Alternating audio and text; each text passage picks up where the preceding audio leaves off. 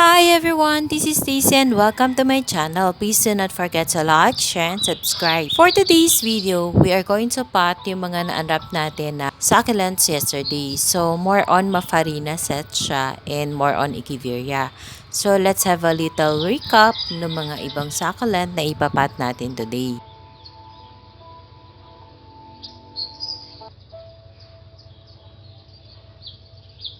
Ito naman yung soy mixture natin and yung pot na gagamitin natin. So, yung soy mixture ko, yung usual na ginagamit ko, 50% loam soil and 50% pumice stone. So, may nahalo lang dyan na cultured soil.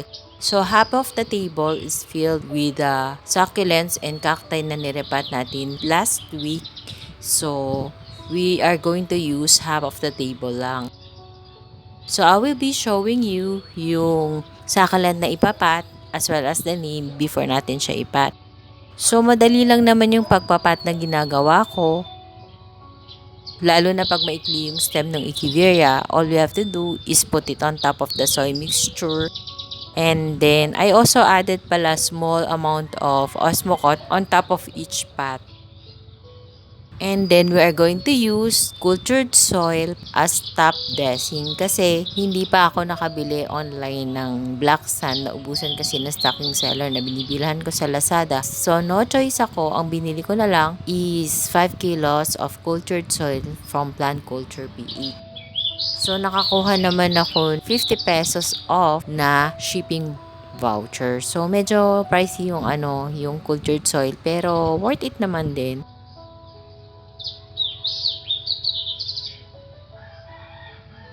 So, ito naman yung lemon rose. Tinanggal ko lahat yung babies kasi ayokong may kaagaw yung mother plant sa pagro-roots niya, sa energy para mas madali siyang magkaroon ng roots. So, kasi medyo mahirap buhayin sa lowland ang mga variegated katulad nitong lemon rose. So, let's give it a try. Baka nakabuhay tayo. Pero ito yung first time na nagkaroon ako ng lemon rose. So, yung mga Mafarina set ko din, most of them are chubby. Yung kinakabahan ko lang naman is baka bigla silang magmashi. Kasi sa experience ko nga, yung humidity dito sa area namin sa Silang Cavite is mataas. So, kahit hindi ako magdilig, nakakakuha sila ng mataas na moisture sa air, so sa morning dew. So, ang problema ko, pag mga chubby yung succulents na binibili ko, kahit gaano kaganda yung pagkaka-air-dry ni seller, hindi talaga maiwasan na magkaroon ng mushy leaves after ilang days ko silang ipat. Kaya minsan, mas gusto ko yung mga hindi chubby leaves. Kaya lang, yung mga Mafarina set na succulent katulad ng lawi, cream tea, avocado cream, lotus, matataba talaga yung mga leaves nila or chubby. So, I have no choice but pumili kasi gusto ko talagang mag-collect ng mga Mafarina set. And one thing sa nagustuhan ko sa mga Mafarina set na Echeveria is that napakaganda nilang tignan and malinis tignan. So pretty talaga kahit hindi mag-iba yung kulay nila. Kasi napakakinis. Basta ang ganda-ganda nilang tignan para sa.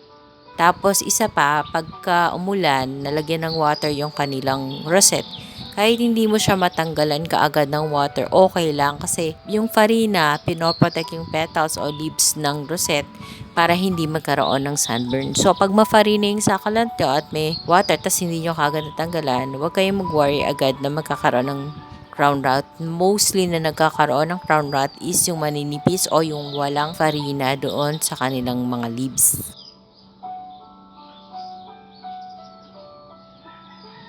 And katulad ng palagi kong sinasabi sa aking mga vlog, ang ginagamit ko pong soil mixture is 50% loam soil and 50% pumice stone. So yung pumice stone, binibili ko online. Yung loam soil naman, dito lang sa may market area, malapit sa amin. It's 75 pesos per bag. Nakalimutan ko kung ilang kilo o liters yon. Yung loam soil is composed of garden soil, vermicast, carbonized rice hull, and rice hull. So, kaya ako naglalagay ng toppings, black sand, red sand, white sand, or cultured soil is tinatabunan ko kasi yung rice hull. Marami kasi talagang house bird dito sa area namin. So, once na nakalitaw yung rice hull, kinukuha o pinaglalaroan ng mga house bird yung mga pot kung saan nakakakita sila ng rice hull. Siguro akala nila may laman pa Yun, ganun.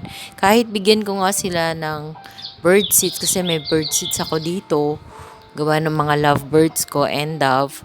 So, ganun pa din. Kahit busugin ko sila ng napakadaming bird seed, talagang mahilig silang maghanap ng mga rice hull. Talagang kinakaykay nila yung mga pot ko kapag nakalitaw na yung mga rice hull. So, hindi ko naman talaga pwedeng bantayan yung mga succulent ko 24 hours. So, inaaya ko na lang. So, pag ginulun na, inaayos ko na lang ulit. Ganun. So, pero pag naka-well-rooted naman yung succulent, okay na. Hindi naman yan basta matatanggal sa pot niya. So, wish natin na hindi magmasyo yung mga mafarina set kasi napaka-chubby nila. In fairness nga pala sa ating seller, i-shoutout ko din. Hi Ma'am Hazel of Tusel Sun Cactulents. Maraming salamat sa magagandang plants na pinadala mo. So, sa'yo ko nabili yung mga mafarina set na nasa wishlist ko. And maraming salamat sa iyong pa-free, yung Aquarius. Wala pa ako nun sa garden ko. Thank you so much. And please visit her FB page and follow her. Mabait po si Ma'am Hazel and napakaganda ng mga plants nila. Hindi rin naman po ganun kamahal kay Ma'am Hazel. At saka tama lang po yung price niya kahit i-compare nyo sa ibang seller. Madali din po siyang kausap kaya lang minsan nga medyo matagal din siya mag-reply kasi 'di ba marami din naman silang ginagawa dun sa kanilang garden. Tsaka magaling pong mag-air dry si Ma'am Hazel. So, observe ko na lang din kung makakasurvive to mga chubby leaves na ito. Kasi doon talaga ako hirap buhayin yung mga chubby leaves. Na mabubuhay yan ng for a month. Tapos mamaya magtatanggalan ng leaves ganun. Hindi ko nga alam kung bakit eh. Kahit saan ko siya ilagay, kahit dito sa garahe o kahit sa veranda area. Basta mayroon akong parang hindi ako madaling mabuhayan ng mga chubby leaves and na mga curly sets. So, may curly set ako dun sa veranda area kung nakita niyo yung mga previous video ko.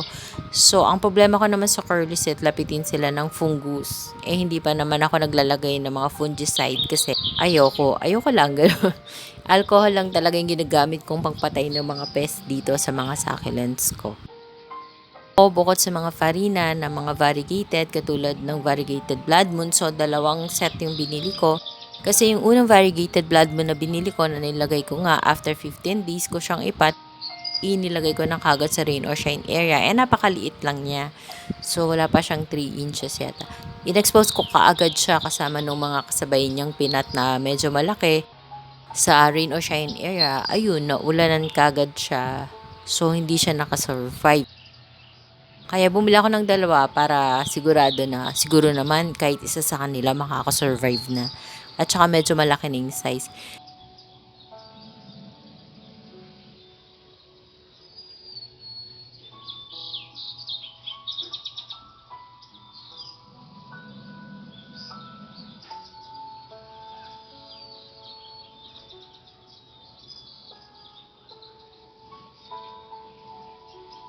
So, para dun sa mga maliliit na size, ilalagay ko lang muna sila dito sa 3x3 na square pot. Kasi kapag nilagay ko sila sa malaki, pag nilagay ko yan sa rain or shine area, o sa veranda area natin, malulusaw sila kasi masyadong malaki yung pot, lalo na panay ang ulan na naman dito sa amin. Hindi ko nga alam kung kailan ba matatapos ang rainy season.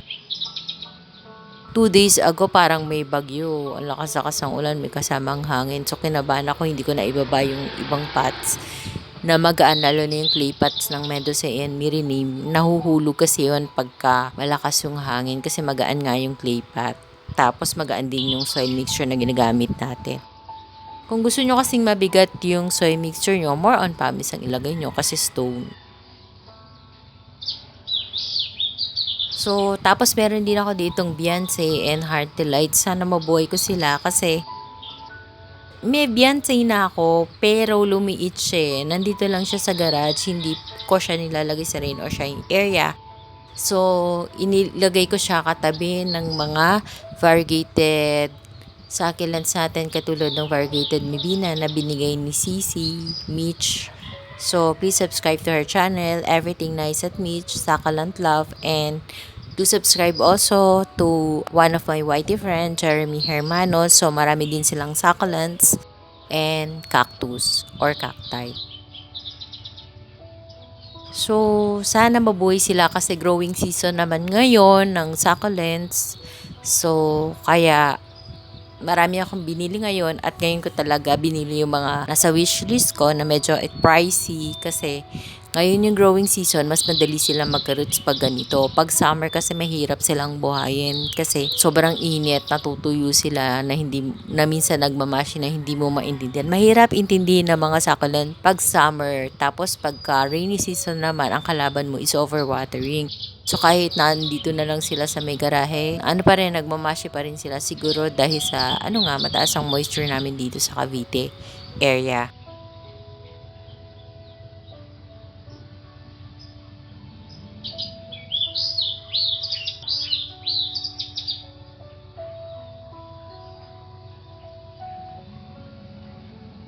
Tapos itong Prolifica, medyo nahihirapan akong ipat yan kasi iba-iba yung pagtubo ng stem niya, so hindi ko maintindihan kung nasaan yung root part. So ang ginawa ko na lang, kinat ko na lang siya sa dalawa, tapos hiniwa-hiwalay ko yung isa hanggang sa makita ko yung stem, and then yun, tinusok ko lang dito sa pot. So yun, basta ang tip ko lang sa inyo is pag sa Cavite area kayo o mataas ang humidity sa area nyo, gumamit kayo ng dry soil mixture, and then ako kasi nagmo-moist lang ako o nagdidilig ako pagkapat ko sa kanila after 2 weeks, 14 days. Kasi talagang minsan pag inangat ko sila dun sa pot, may moisture talaga. Hindi ko alam kung saan nanggagaling yung moisture, kung sa morning dew ba o ano. So, since wala silang ugat, hindi natin sila pwedeng diligan. So, it takes 7 days to start the root to grow. Kung napanood niyo yung previous video ko 2 months ago or 3 months ago, pinakita ko dun yung after 7 days kung ano nang itsura ng roots ng mga succulents pag pinapat ko sila gamit yung aking soy mixture.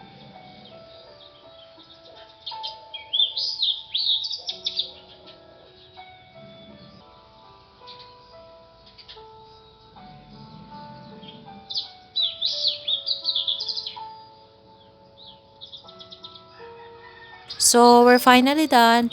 Let's have a final and closer look of the succulents that we bought today. Enjoy watching!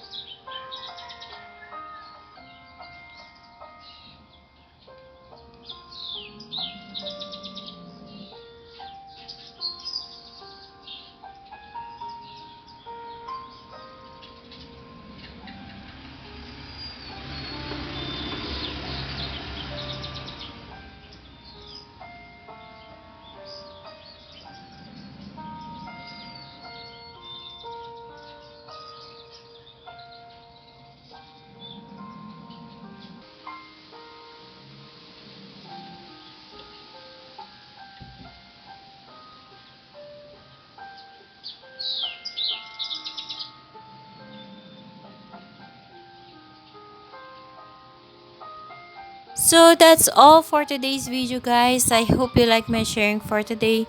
Thank you for watching. Please do not forget to subscribe and share my video to your family, friends, and relatives. Bye for now. See you on my next video. Bye. God bless us all. Bye.